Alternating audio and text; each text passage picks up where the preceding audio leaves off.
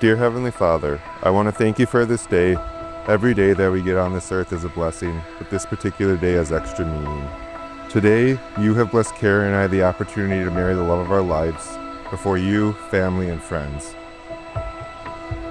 Dear God, thank you for bringing Alex into my life to show me what it means to be loved in your image. Today, I pray that Alex and I can take in every moment and cherish the outpour of love from all of the people you have brought together for us. Today marks a huge milestone in our lives. Please bless Kara and I with a long, happy marriage. Please be with us and bless us through the ups and the downs. Please bless Kara and I with good health. Please bless us with a beautiful family. Please make us slow to anger and quick to forgiveness. Please keep our faith strong so that one day we can spend eternal life together with you in heaven. Please bless this marriage, our future children, and the memories ahead of us. In your name we pray. Amen.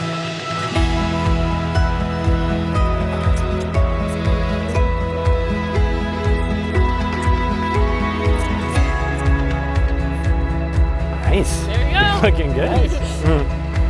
You clean up all right. I'm all tired.